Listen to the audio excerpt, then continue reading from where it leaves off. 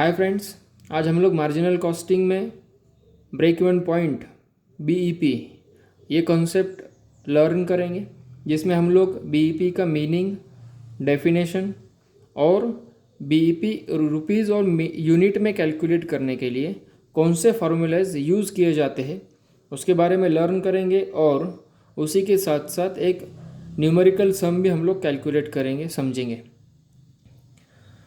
तो दोस्तों, मीनिंग देखते हैं बीईपी का, ब्रेक इवन पॉइंट का, जिसमें लिखा है, जो आपके स्क्रीन पे दिखाई दे रहा है। Break even point represent the level of activity at which sales revenue is equal to total cost, both fixed and variable cost. It is therefore said that the break-even point is reached when the total revenue from sales is equal to total cost. इसके meaning में ये कहा है कि break even point एक ऐसे point को represent करता है जो एक्टिविटी लेवल में सेल्स के ज़रिए से जितना रेवेन्यू मिला है वो रेवेन्यू वो ऑर्गेनाइजेशन के टोटल कॉस्ट के इक्वल होता है। और टोटल कॉस्ट फिक्स्ड कॉस्ट और वेरिएबल कॉस्ट को मिलाकर टोटल कॉस्ट होती है। यानी कंपनी को सेल्स के ज़रिए से जितना रेवेन्यू मिलता है वो रेवेन्यू उसी कंपनी के टोटल एक्सपेंसेस यानी टोटल कॉस्ट के इक्वल होता है। इसीलिए इसको ब्रेक इवन पॉइंट कहते हैं। और एक ऐसा पॉइंट है जो पॉइंट पे कंपनी को ना प्रॉफिट होता है ना लॉस होता है, उस पॉइंट को, उस लेवल को ब्रेक इवन पॉइंट ऐसे कहते हैं। और आगे लिखा है, therefore said that the break even point is reached when the total revenue from sales is equal to total cost. इसलिए ब्रेक इवन पॉइंट, ये पॉइंट जब मिलता है, जब आता है, जब कंपनी के सेल्स के ज़रिए से मिला हुआ रेवेन्यू वो कंपनी के टोटल एक्सपेंसेस के बराबर होता है। उस वक्त में उस लेवल को, उस पॉइंट को, उस सिचुएशन को ब्रेक इवन पॉइंट ऐसे कहते हैं। देन डेफिनेशन देखते हैं जो CIMA ने डिफाइन की है, the level of activity at which there is neither profit nor loss. दोस्तों, मैंने अभी कहा कि ब्रेक इवन पॉइंट एक ऐसी लेवल है जो लेवल पे कंपनी को ना प्रॉफिट होता है ना लॉस होता है। दैट मीन्स कंपनी का रेवेन्यू उनके एक्सपेंसेस के इक्वल होता है। इसीलिए उस पॉइंट को ब्रेक इवन पॉइंट कहते हैं। There is no profit no loss. ठीक है दोस्तों, ब्रेक इवन पॉइंट समझ गए होंगे, इसलिए इसको मैं फिर से एक मरतबा रिवाइज करता हूँ। ब्रेक इवन पॉइंट वो ऐसा पॉइंट है, ऐसी लेवल है जो लेवल पे कंपनी का टोटल सेल्स रेवेन्यू कंपनी के टोटल एक्सपेंसेस के बराबर होता है, इक्वल होता है। और उस सिचुएशन पे ना कंपनी को प्रॉफिट होता है ना लॉस होता है। और ऐसे सिचुएशन को, ऐसे पॉइंट को, लेवल को ब्रेक इवन पॉइंट कहा जाता है। ठीक है, फॉर एग्जांपल मान लो कंपनी ने 1000 यूनिट सेल किए 1 लाख रुपए को, और उसी 1000 यूनिट मैन्युफैक्चर करने के लिए कंपनी को टोटल एक्सपेंसेस हुआ 1 लाख रुपए। दैट मीन्स कंपनी ने टोटल एक्सपेंसेस की मैन्युफैक्चरिंग के लिए 1 लाख रुपए, और उसी 1000 यूनिट सेल करने के बाद कंपनी को 1 लाख रुपए ही मिले। तो ये सिचुएशन में कंपनी को ना प्रॉफिट हुआ ना लॉस हुआ, जितना खर्चा किया था उतना ही रेवेन्यू कंपनी को मिला है। तो ऐसे सिचुएशन को ब्रेक इवन पॉइंट कहा जाता है।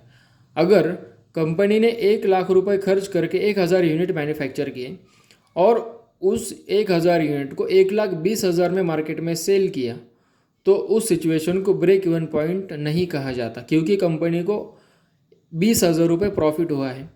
ठीक है, ऐसी सिचुएशन, जो सिचुएशन में ना कंपनी को प्रॉफिट होता है ना लॉस होता है, उस सिचुएशन को, उस लेवल को ब्रेक इवन पॉइंट कहते हैं।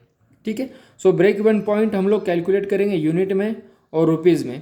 अगर यूनिट में कैलकुलेट करना है तो हम लोग 2 फार्मूलाज के ज़रिए से ब्रेक इवन पॉइंट कैलकुलेट करेंगे, जिसमें से फर्स्ट फार्मूला है total fixed cost divided by contribution per unit. ये फार्मूले के ज़रिए से हम लोग break even point in unit calculate करेंगे, और उसी को आउटपुट भी कहा जाता है, इन यूनिट और आउटपुट। सेकेंड फार्मूला है ब्रेक इवन पॉइंट यूनिट और आउटपुट में कैलकुलेट करने के लिए, break even sales in rupees divided by selling price per unit. ठीक है, ये फॉर्मूले के ज़रिए से अगर हमको ब्रेक इवन पॉइंट यूनिट में कैलकुलेट करना होगा तो उस वक्त में हमको ब्रेक इवन सेल्स रुपीज़ में चाहिए, तभी हम लोग ब्रेक इवन पॉइंट यूनिट में कैलकुलेट कर सकते हैं। देन अगर हम लोगों को पूछा है कि break even point in rupees और in sales, break even sales भी कहा जाता है इसे, तो अगर break even point in rupees में कैलकुलेट करना है तो there is using 3 formulas. Number 1, total fixed cost divided by contribution per unit into selling price per unit. Okay, then हम लोग सेकेंड फार्मूला भी यूज़ करते हैं, total fixed cost divided by total contribution into total sales, और total fixed cost divided bye PV ratio into 100। ठीक है, ये तीनों फार्मूलाज के ज़रिए से हम लोग बीईपी इन रुपीज़ कैलकुलेट कर सकते हैं। तो हम लोग दोस्तों इसमें से कौन से फार्मूलेज कैलकुलेशन के वक्त यूज़ करना चाहिए, तो सिंपल टर्म है, सम के अंदर जो इन्फॉर्मेशन दी है उस इन्फॉर्मेशन के बेसिस पर हम लोगों को इन फार्मूलाज में से फार्मूलाज चूज़ करना होगा। अगर मान लो सम के अंदर इन्फॉर्मेशन दी है, फिक्स्ड कॉस्ट है, वेरिएबल कॉस्ट है, सेल्स की वैल्यू है, तो इस केस में हम लोग ये फार्मूला यूज़ करेंगे, total fixed cost divided by contribution per unit. अगर बीईपी रुपीज़ में कैलकुलेट करना है तो 3 फार्मूलाज है, 3 में से जो इन्फॉर्मेशन हमारे सम में अवेलेबल है उसके बेसिस पे हम लोग फार्मूलाज चूज़ करेंगे। फर्स्ट फार्मूलाज के ज़रिए से बीईपी सेल्स कैलकुलेट करो, या सेकेंड के ज़रिए से, या थर्ड के ज़रिए से। ठीक है, जनरली फर्स्ट और सेकेंड फार्मूला यूज़ किया जाता है। ठीक है, अगर हम लोगों ने सम के अंदर पीवी रेशो कैलकुलेट किया हुआ है ऑलरेडी, सो उस केस में हम लोग थर्ड फार्मूला यूज़ करेंगे। अगर सम के अंदर कैलकुलेशन करते वक्त पीवी रेशो कैलकुलेट नहीं हुआ है तो हम लोग फर्स्ट और सेकेंड फार्मूलाज यूज़ करके बीईपी रुपीज़ कैलकुलेट कर सकते हैं। सो आइए दोस्तों न्यूमेरिकल सम हम लोग देखते हैं। तो ये है फर्स्ट सम, जिसमें इंफॉर्मेशन है fixed cost 1200 rupees, variable cost 5000 rupees, sales in rupees 7000, sales in unit 1000। और इस इंफॉर्मेशन के बेसिस पे हमको कैलकुलेट करना है BEP units and BEP rupees. ठीक है, यहाँ पर आउटपुट कहा जाता है और उसको सेल्स भी कहा जाता है, दैट मीन्स बीईपी आउटपुट और बीईपी सेल्स। ठीक है, सो इस इंफॉर्मेशन के बेसिस पे हमको बीईपी कैलकुलेट करना है। इंफॉर्मेशन में हमारे सामने है फिक्स्ड कॉस्ट है, वेरिएबल कॉस्ट है, और सेल्स है, और यूनिट्स है। इसका मतलब ये होता है क्या कंपनी ने 1000 यूनिट मैन्युफैक्चर की, और 1000 यूनिट मैन्युफैक्चर करने के लिए फिक्स्ड एक्सपेंसेस हुआ है 1200, और वेरिएबल एक्सपेंसेस हुआ है 5000, और वही 1000 यूनिट 7000 रुपीज़ में सेल किया। ठीक है, उस बेसिस पे बीईपी कैलकुलेट करना है। सो बीईपी कैलकुलेट करने के लिए 2 फार्मूलाज हैं। First one, fixed cost upon contribution per unit, is it fine? ठीक है, और उसके बाद में सेकेंड फार्मूला है BEP sales divided by contribution per unit. ठीक है, तो हम लोगों के सामने 2 फार्मूलाज हैं, 2 फार्मूलाज में से कौन सा फार्मूला हम लोग यूज़ करेंगे?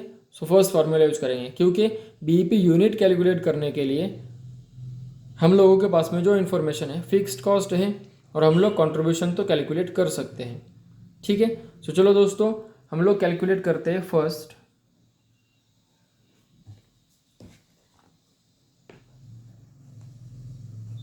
Break even point in units, और उसके लिए फॉर्मूला यूज़ करेंगे फिक्स्ड कॉस्ट डिवाइडेड बाय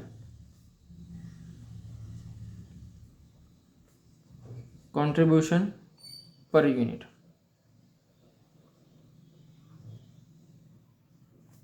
इस फॉर्मूलाज के ज़रिए से हम लोग बीईपी यूनिट कैलकुलेट कर सकते हैं। सो ये फॉर्मूला है fixed cost upon contribution per unit. So इन फॉर्मूले में कौन कौन सी इन्फॉर्मेशन हमारे पास में अवेलेबल है? फिक्स कॉस्ट अवेलेबल है 1200, कंट्रीब्यूशन पर यूनिट अवेलेबल नहीं है, इसलिए हमको क्या करना पड़ेगा? कंट्रीब्यूशन पर यूनिट कैलकुलेट करना पड़ेगा। Hence calculate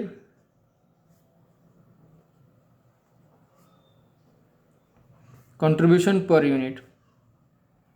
okay, so let start. First, contribution per unit का फॉर्मूला क्या है?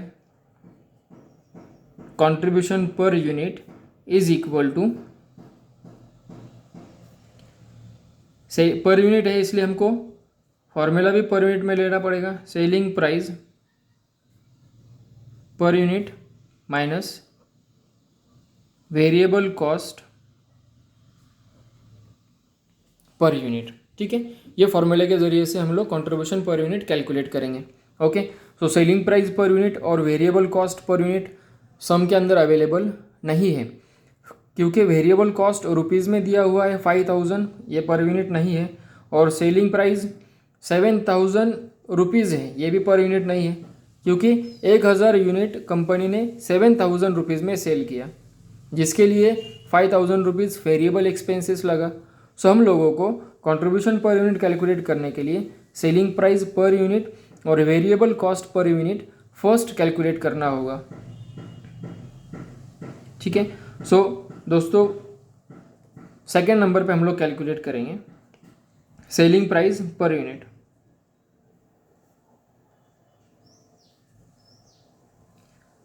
बहुत ही आसान है। देखिए, कंपनी ने एक यूनिट कितने में सेल किया, कैलकुलेट करने के लिए टोटल देखना पड़ेगा कंपनी ने कितने यूनिट सेल किए। सो यहाँ पर हम लोगों को सम के अंदर दिखाई देगा कि 1000 यूनिट कंपनी ने 7000 रुपीज़ में सेल किए। सो कैलकुलेशन करने के लिए एकदम आसान तरीका है, 7000 डिवाइडेड बाय 1000। सो इसके ज़रिए से तुम लोगों को सेलिंग प्राइस पर यूनिट मिलेगा। So selling price per unit कितना आएगा? ₹7 पर यूनिट। 1000 यूनिट 7000 में सेल किया तो एक यूनिट कितने रुपीज़ में सेल करेगी कंपनी? 7 रुपीज़ में सेल करेंगे। So now you get selling price per unit is ₹7। Then हम लोगों को कैलकुलेट करना है वेरिएबल कॉस्ट पर यूनिट।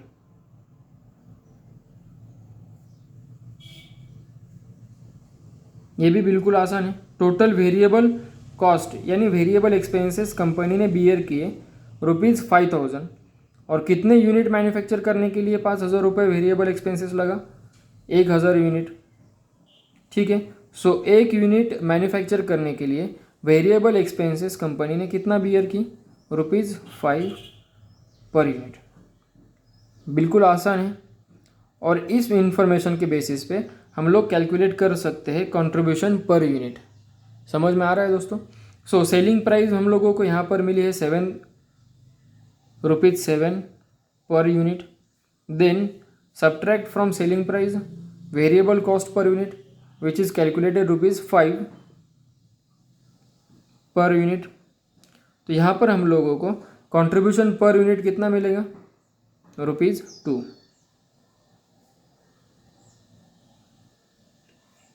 तो दोस्तों बहुत ही आसान है।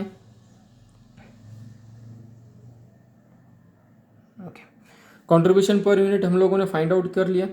तो अभी हम लोग कैलकुलेट करेंगे BEP in unit, because we already have fixed cost ₹1200।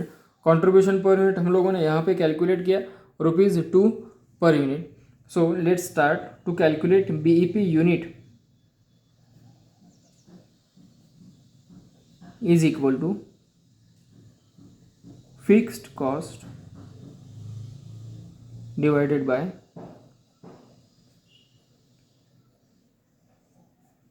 contribution per unit। सो दोस्तों अब इंफॉर्मेशन अवेलेबल है हमारे पास में। सो यस, सो फिक्स्ड कॉस्ट है 1200 और कंट्रीब्यूशन पर यूनिट है ₹2। सो बीईपी यूनिट आंसर आएगा 600 यूनिट।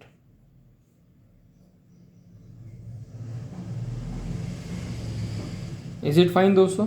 समझ में आ गया बीईपी यूनिट कैसे कैलकुलेट करते हैं? ठीक है, आइए दोस्तों बीईपी इन रुपीज़ किस तरीके से कैलकुलेट किया जाता है वो हम लोग सीखेंगे। बीईपी रुपीज़ में कैलकुलेट करने के लिए 3 फार्मूलाज हैं, जिसमें से fixed cost upon contribution per unit into selling price per unit, ये फर्स्ट फार्मूला है।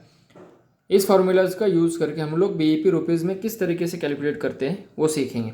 देखो, इस फार्मूला में क्या क्या है, क्या क्या लगने वाला है हम लोगों को बीईपी रुपीज़ कैलकुलेट करने के लिए? फिक्स्ड कॉस्ट लगेगा, कंट्रीब्यूशन पर यूनिट चाहिए और सेलिंग प्राइस पर यूनिट चाहिए। सो ये सब इन्फॉर्मेशन हमारे पास में अवेलेबल है, ये चेक करते हैं।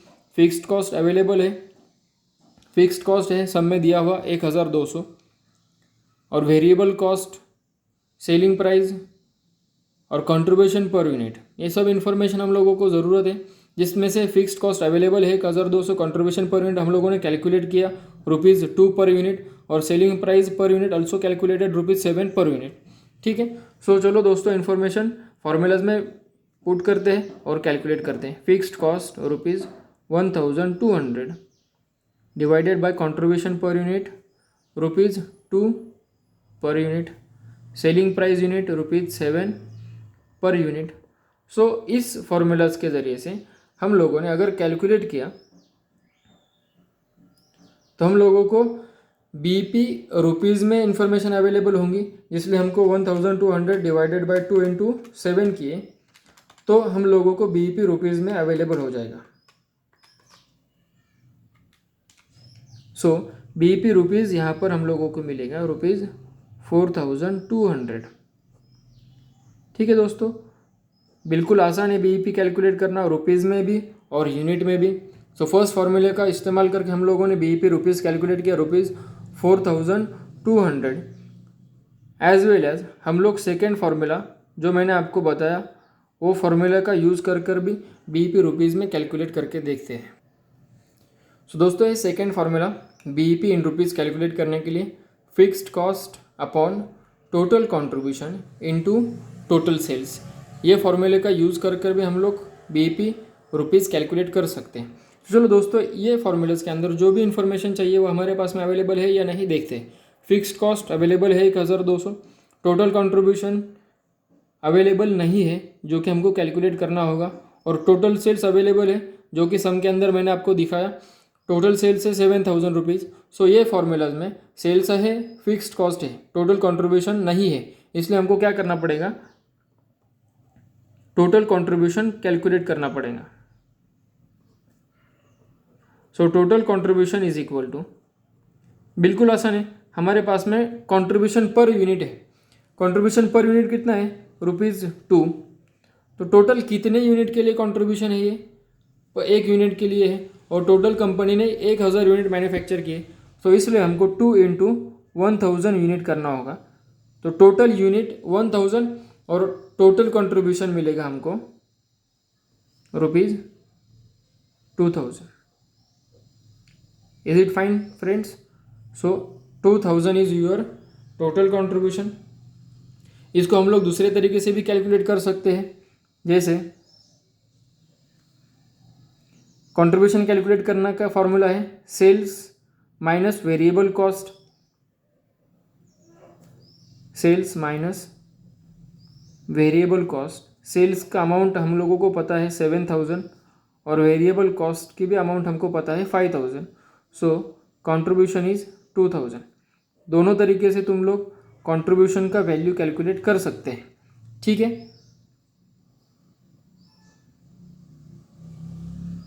चलो तो हमारे पास में बीईपी रुपीज़ कैलकुलेट करने के लिए फिक्स्ड कॉस्ट है, कंट्रीब्यूशन है और सेल्स भी है। सो बीईपी रुपीज़ कैलकुलेट करते हैं। Fixed cost divided by total contribution into total sales. हर मर्तबा टोटल ये वर्ड्स लिखना ज़रूरी नहीं है, अगर तुम लोग कंट्रीब्यूशन और सेल्स भी राइट करते हैं तब भी चल जाएगा। फिक्स्ड कॉस्ट है ₹1200, टोटल कंट्रीब्यूशन है ₹2000 और सेल्स है ₹7000। तो दोस्तों इसको कैलकुलेट करते हैं। अगर हम लोग इसको कैलकुलेट किए 1200 डिवाइडेड बाय 2000 इंटू 7000, सो हम लोगों का आंसर मिलेगा बीईपी ₹4200। देखो सेकेंड फार्मूले का यूज़ कर अगर बीईपी रुपीज़ में कैलकुलेट करते हैं तो उसका आंसर सिमिलर होगा, जैसे फर्स्ट फार्मूले में मिला था 4200 और सेकेंड फार्मूला में भी बीईपी रुपीज़ मिलेगा हमको 4200। सो आई होप दोस्तों कि आपको बीईपी रुपीज़ में और यूनिट में किस तरीके से कैलकुलेट करते हैं समझ में आ गया होगा। और बीईपी ब्रेक इवन पॉइंट, यह पॉइंट क्या है, कौन से पॉइंट को, कौन से लेवल को बीईपी कहते हैं, ये भी समझ आ गया होगा। तो बिल्कुल आसान है दोस्तों बीईपी ये कंसेप्ट कैलकुलेट करना और समझना। सो दोस्तों मेरे चैनल को सब्सक्राइब कीजिए और ये वीडियो आपको कैसा लगा इसके बारे में कमेंट्स कीजिए। और नए वीडियोस कौन से बनाना है, कौन से टॉपिक पे बनाना है, उसके लिए भी कमेंट्स करके आप मुझे बता सकते हैं।